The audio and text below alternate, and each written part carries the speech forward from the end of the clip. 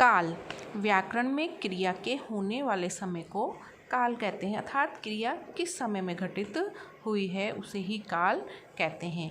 क्रिया के जिस रूप से कार्य के होने या करने के समय का ज्ञान होता है उसे काल कहते हैं। जैसे वह सो रहा है, वह सोएगा, वह सोता है, वह सो चुका है। तो यहाँ पर हम देखते हैं कि चारों वाक्यों में क्रिया होने का समय अलग अलग दिखाई दे रहा है, तो हम इन्हें ही काल कहते हैं। अब हम आगे पढ़ेंगे कि काल कितने होते हैं। काल के 3 भेद होते हैं, भूतकाल, भविष्यकाल और वर्तमान काल।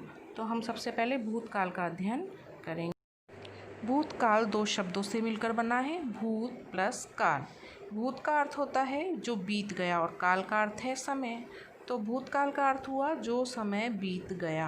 क्रिया के जिस रूप से बीते हुए समय का बोध होता है उसे भूतकाल कहते हैं, अर्थात हम वह कार्य पहले कर चुके हैं भूतकाल में। भूतकाल की पहचान वाक्य के अंत में था, थी, थे से होती है। भूतकाल के भी कई प्रकार होते हैं जो इस प्रकार है: सामान्य भूतकाल, आसन्न भूतकाल, पूर्ण भूतकाल, अपूर्ण भूतकाल, संदिग्ध भूतकाल और हेतु मद भूतकाल। तो हम सबसे पहले बात करते हैं सामान्य भूतकाल की। सामान्य भूतकाल, इससे क्रिया के बीते हुए समय में होने का तो बोध होता है, लेकिन यह बोध नहीं होता कि कार्य कब समाप्त हुआ।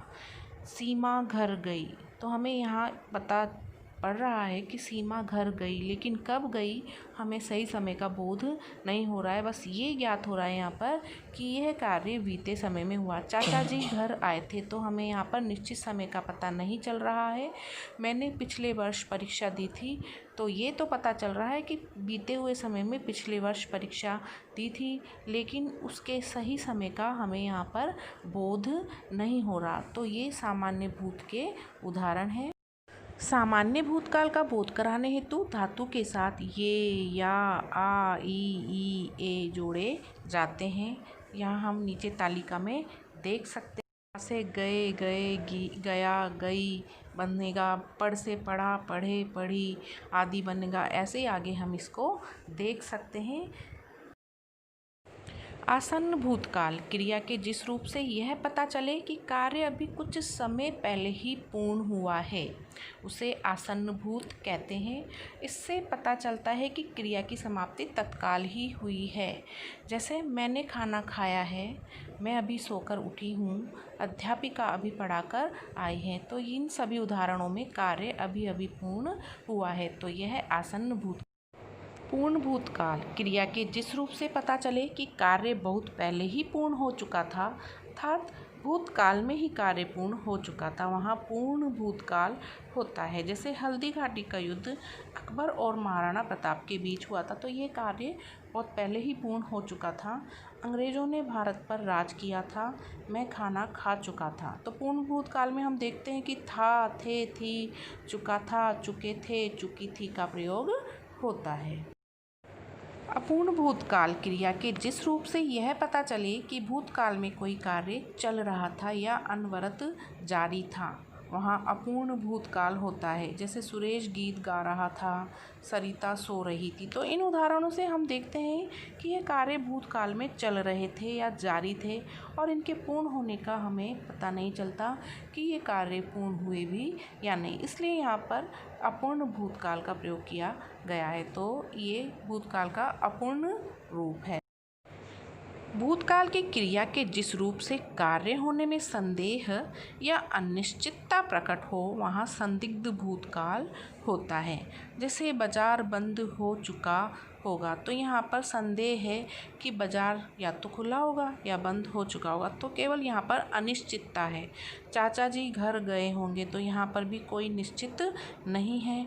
रवि ने पाठ याद कर लिया होगा, तो तीनों ही वाक्यों में हमें यहाँ पर संदेह दिखाई देता है, तो ये संदिग्ध भूतकाल होगा। हेतु मद भूतकाल, काल के इस रूप से पता चलता है कि जिस कार्य को भूतकाल में होना था वह शर्त पूरी नहीं होने के कारण नहीं हो पाया।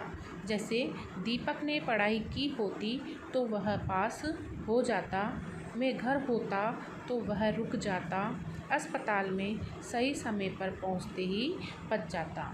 तो यहाँ पर हम देखते हैं कि दो क्रियाएं हो रही हैं। तो यदि एक क्रिया पूर्ण नहीं हुई है तो दूसरी क्रिया भी पूर्ण नहीं होती, अर्थात यहाँ पर एक क्रिया दूसरी क्रिया पर निर्भर है। तो यह हेतु मद भूतकाल कहलाता है। वर्तमान काल में क्रियाएं वाक्यों को कहते या लिखते समय होती हैं। जैसे वह पढ़ रहा है, मैं विद्यालय जाता हूँ, रमेश खाना खा चुका है। वर्तमान काल के भी कई भेद होते हैं, तो हम उनको देख लेते हैं। वर्तमान काल के भेद 5 होते हैं। सामान्य वर्तमान, तत्कालिक वर्तमान जिसको अपूर्ण वर्तमान भी कहते हैं, पूर्ण वर्तमान, संदिग्ध वर्तमान और संभाव्य वर्तमान। तो सबसे पहले हम सामान्य वर्तमान की बात। सामान्य वर्तमान काल क्रिया के इस रूप से यह तो बोध होता है कि क्रिया वर्तमान काल में होती है, लेकिन निश्चित समय का बोध नहीं हो पाता है। तो हम देखते हैं कि सामान्य वर्तमान में कोई भी कार्य सामान्य रूप से होता है। यहाँ देखेंगे हम, जैसे हम विद्यालय जाते हैं तो यहाँ पर सामान्यतः विद्यालय बच्चे जाते हैं, लेकिन यहाँ पर समय का बोध नहीं हो पा रहा है। पक्षी उड़ते हैं, हम देखते हैं आकाश में पक्षी उड़ते हैं, लेकिन उसका बोध नहीं हो पा रहा है। तारे रात में चमकते। अपूर्ण वर्तमान काल, इसमें क्रिया वर्तमान में लगातार जारी है, क्रिया अभी पूर्ण नहीं हुई है क्योंकि वो चल रही है, इसलिए इसे अपूर्ण वर्तमान काल कहते हैं।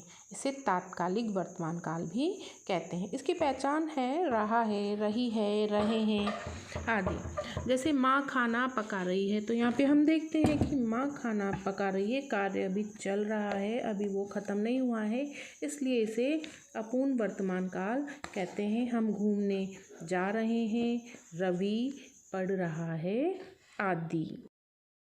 पूर्ण वर्तमान काल, इसमें क्रियाएं अभी अभी पूर्ण हुई हैं, अतः इसे पूर्ण वर्तमान काल कहते हैं। लेकिन यहाँ पर कुछ विद्वानों में मतभेद है, क्योंकि यह क्रियाएं आसन्न भूतकाल के अंतर्गत भी आती हैं। हिंदी में पूर्ण वर्तमान काल को नहीं माना गया था, पूर्व में नहीं माना जाता था, लेकिन अंग्रेजी व्याकरण के देखते हुए कुछ व्याकरणवेत्ताओं ने इस पर सहमति जताई है।